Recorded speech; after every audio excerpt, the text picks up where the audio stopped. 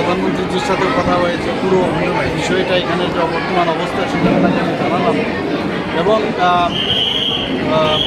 মাননীয় গৃহমন্ত্রীজি আমাকে বললেন যে উনি একটা টিম অতি সত্বর এখানে পাঠাচ্ছেন, পুরো সমস্ত জায়গার এখানে দেখবেন, এসে ফিজিক্যালি এসে ওনারা দেখবেন। তো এটাই বিশেষ গুরুত্ব সহকারে আমি ওনার নজরে আমি এনেছি, ওনার গোচরে এনেছি এবং আমরাও সেইভাবে তৈরি আছি। যখন আসবেন আমাদের সরকারে আমরা দিয়ে দেব।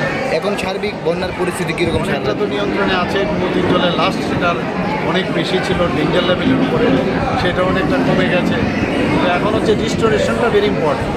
আমরা জানি যে যখন এই ধরনের ক্রাইসিস হয়, ক্রাইসিসের ঠিক আছে আমরা ম্যানেজ করলাম, ডিজাস্টার ঠিক আছে ম্যানেজ, এখন রিস্টোরেশনটা ভেরি ইম্পর্টেন্ট। সেই দিকে আমাদের সজাগ দৃষ্টি আছে। আমি সমস্ত অফিসারদেরকে বলেছি, কালকে আমাদের যারা পার্টির যারা ব্যক্তিরা আছেন তাদেরকেও বলেছেন, অন্য পার্টির যারা আছেন তাদের সর্বদলীয় ওনারাও যেন সাহায্যের হাত বাড়িয়ে দেন।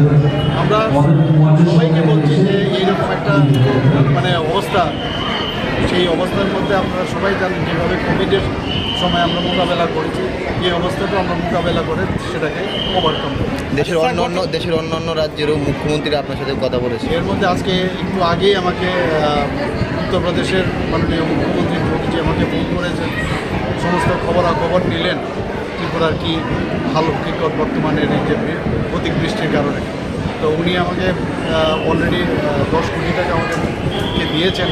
তো আজকে মধ্যপ্রদেশের উনি মুখ্যমন্ত্রী উনিও 20 কোটি টাকা দিয়েছেন।